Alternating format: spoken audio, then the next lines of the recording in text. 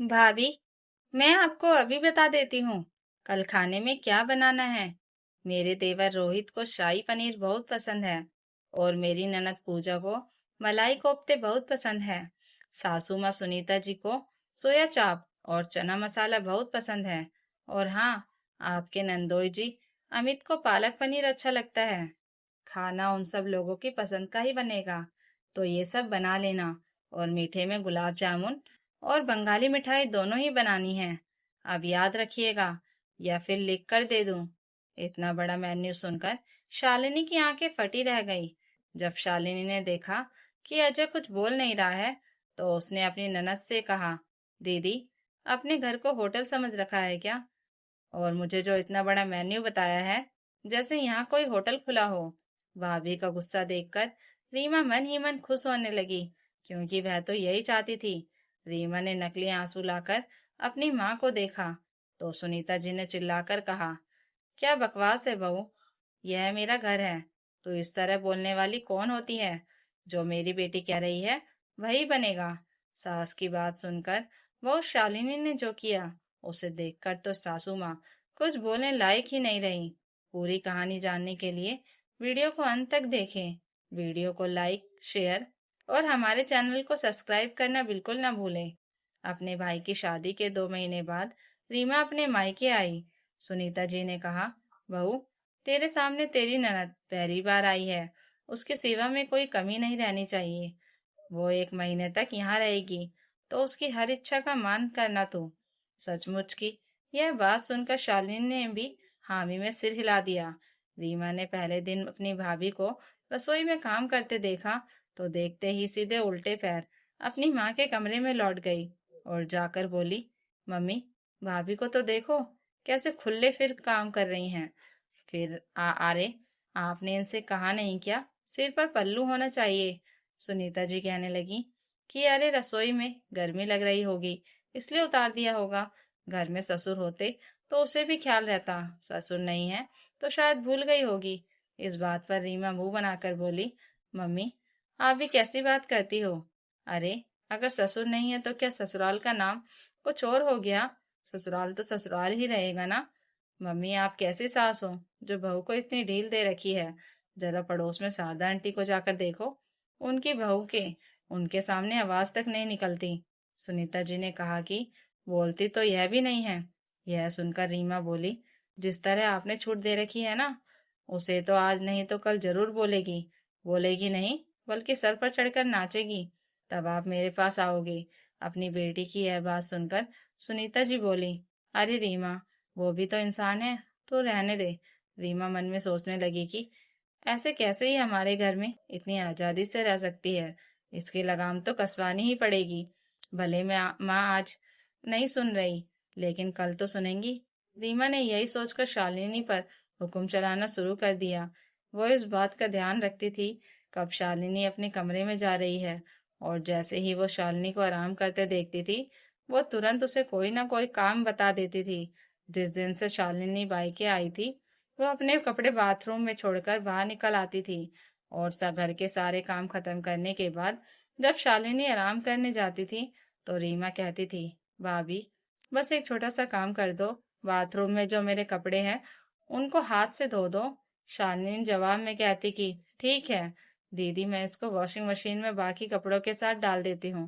तो रीमा तपाक से कहती कि अरे भाभी, आपकी मशीन तो ऑटोमेटिक है, बाकी कपड़ों के साथ मेरे कपड़े खराब हो जाएंगे। पता है, मेरे कपड़े बहुत महंगे हैं, आप इनको हाथ से ही धो दो। यह सुनकर 1-2 दिन तो शालिनी ने कुछ नहीं कहा, मगर फिर उसे बुरा लगने लगा और वह समझ गई कि उसकी ननद उसे जानबूझकर तंग कर रही है। उसने एक दिन अपनी ननद से कहा, वैसे दीदी, नहाते हुए ही अपने कपड़े धो दिए जाए तो सही रहता है, बाद में किसी और का मुंह भी नहीं देखना पड़ता। यह सुनकर रीमा ने आंखें तरेर कर कहा, कहना क्या चाहती हो कि मुझे अपने कपड़े खुद धोने चाहिए? यह सुनकर शालिनी बोली, दीदी, मतलब चाहे जो भी हो, आप देखिए ना, मैं तो अपने कपड़े तभी धो देती हूँ। इस समय तक तो मेरे कपड़े छत पर सूख भी गए हैं। शालिनी की यह बात सुनकर रीमा ने तुरंत चिल्लाकर अपनी मम्मी को बुलाया। देखो मम्मी, आपकी बहू आपकी बेटी से किस तरह बात कर रही है। मैंने कपड़े धोने को कह दिया तो कह रही है खुद धो लो। रीमा जानती थी कि उसकी माँ यह बात बर्दाश्त नहीं करेगी, और यही हुआ। सुनीता जी अपनी बहू पर बरस पड़ी। बहू, क्या कैसे करना चाहिए, इसका ज्ञान अपनी ननद को देने की जरूरत नहीं है। तुझे जितना कहा गया है उतना कर।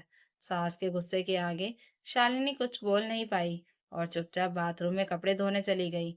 रीमा ने सुनीता जी से अकेले में कहा, देखा माँ, जिसको आप बेचारी और सीधी समझती हो वो कितनी चालाक है और कितना बोलती है। आज मेरी बेइज्जती कर रही है, कल वो आपकी करेगी। आपको समय रहते इसको टाइट करना पड़ेगा, वरना बात हाथ से निकल जाएगी। इस बार रीमा की बात सुनीता के दिल में गहरी बैठ गई और उनका व्यवहार अपनी बहू के साथ रूखा हो गया। रीमा को रहते हुए 8 दिन हो चुके थे और हर रोज उसकी पसंद का ही नाश्ता और खाना बन रहा था। जब भी शालिनी अपनी सास से पूछती कि मम्मी जी क्या बनाना है, तो वो तुरंत कहती थी कि अपनी ननद से पूछ लो, हम तो कहीं नहीं जा रहे। मगर वो वापस चली जाएगी, तो जितनी सेवा हो सके कर लो। और रीमा अपनी भाभी को 2-3 चीजें एक साथ बनाने को कहती थी। जब इतनी गर्मी में शालिनी खाना बना रही होती थी, तो रीमा पीछे से आकर कहती थी कि अरे भाभी, सिर ढककर तो रखा करो, घर की अन्नपूर्णा ही ऐसे रहेगी तो बरकत कहाँ से होगी। बेचारी शालिनी अपनी ननद की हरकतों से तंग आ चुकी थी। पहले तो वो अपने पति अजय को कुछ नहीं बता रही थी, मगर जब उसका चेहरा उदास रहने लगा तो एक दिन अजय ने कहा, शालिनी, आजकल क्या बात है कि तुम कमरे में आते ही सो जाती हो और मुझसे कोई बात भी नहीं करती। तुम्हारा चेहरा इतना लटका हुआ क्यों रहता है? शालिनी ने पहले अजय की आंखों में देखा और फिर बोली, शुक्र है आपको मेरी उदासी समझ में तो आ गई, मगर इस घर में और भी लोग हैं जिन्हें कुछ समझ में नहीं आ रहा है। यह सुनकर अजय हैरान सा होकर उसका चेहरा देखने लगा, तो शालिनी बोली, दीदी को आए हुए इतने दिन हो चुके हैं, उनके आने से मम्मी जी का भी बर्ताव बदल गया है। ये मुझसे इतना काम बताती हैं कि रात तक मैं थक कर चूर हो जाती हूँ, लेकिन दीदी को मेरी थकान का जरा सा अंदाजा नहीं होता। किसी काम को मना कर दो तो या टाल दो तो मम्मी जी से शिकायत कर देती हैं और मम्मी जी भी मुझ पर नाराज हो जाती हैं। आप बताओ, इससे बचने के लिए मेरे पास कोई रास्ता है क्या? अजय तो हक्का बक्का शालिनी का चेहरा देख रहा था। उसे समझ में नहीं आ रहा था कि इस परेशानी का क्या हल हो सकता है। जब वो कुछ नहीं बोला तो शालिनी मुंह फेर कर सो गई। अगले दिन रीमा ने महसूस किया कि दोनों आपस में बात नहीं कर रहे हैं और यह देखकर उसे खुशी होने लगी। लेकिन एक दिन सुबह के समय रीमा ने कहा, भाभी, आज तो ब्रेड पकोड़े बना लो, बहुत मन कर रहा है। यह सुनकर शालिनी ने कहा, दीदी, लेकिन नाश्ता तो बन चुका है। आपने कल मुझे उपमा खाने को कहा था, तो मैंने रात को तैयारी कर दी थी। अब तो सब कुछ बन चुका है ना? यह सुनकर रीमा कहने लगी, बस हो गई आपसे सेवा ननद की। इतना ही सीख कर आई हो क्या कि ननद को मना कर दो?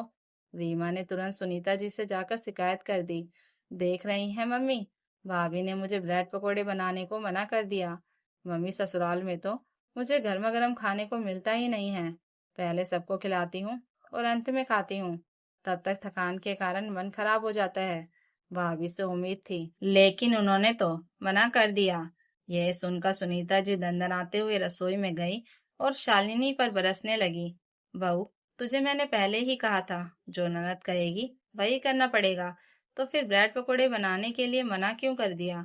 अरे, अगर उपमा बन गया है तो फ्रिज में रख दो, शाम को चाय के साथ खा लेंगे।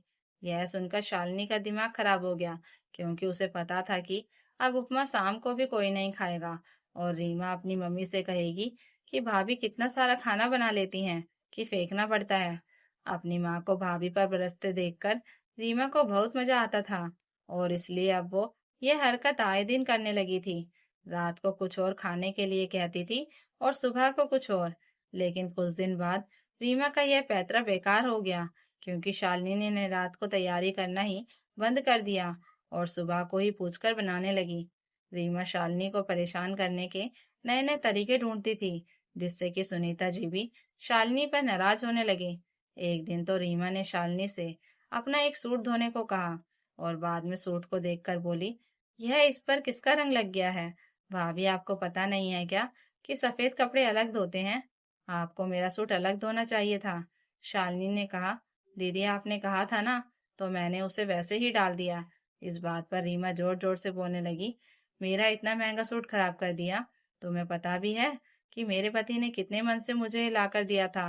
बेटी को परेशान होते देखकर सुनीता जी भी बहू को डांटने लगी।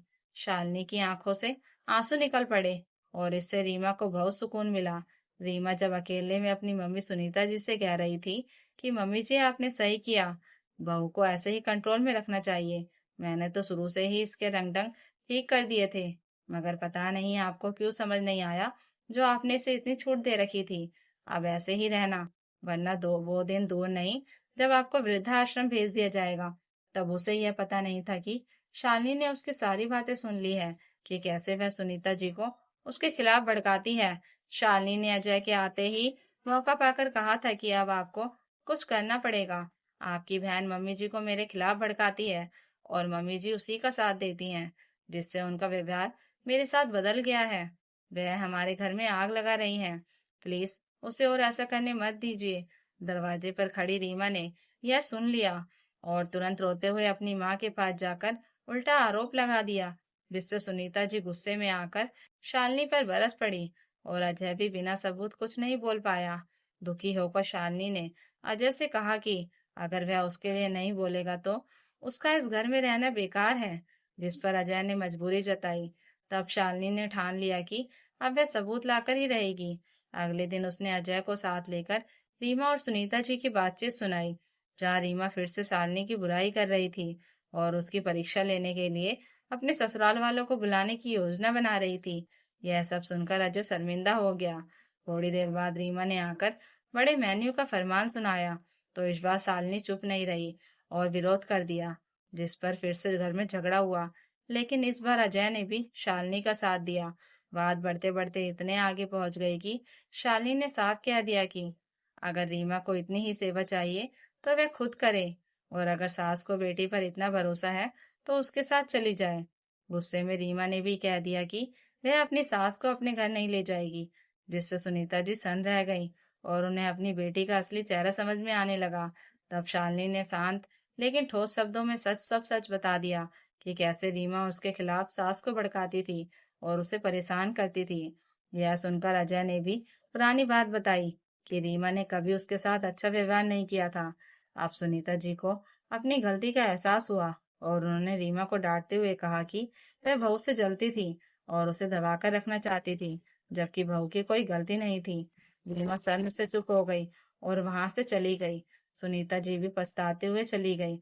उनके जाने के बाद अजय ने शालिनी से माफी मांगी, तो शालिनी ने कहा कि पति को पत्नी का साथ देना चाहिए, क्योंकि वह सब कुछ छोड़कर उसी के भरोसे घर आती है।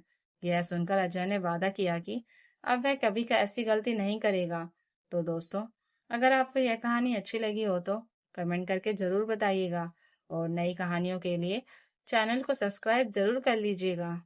Thank you for watching.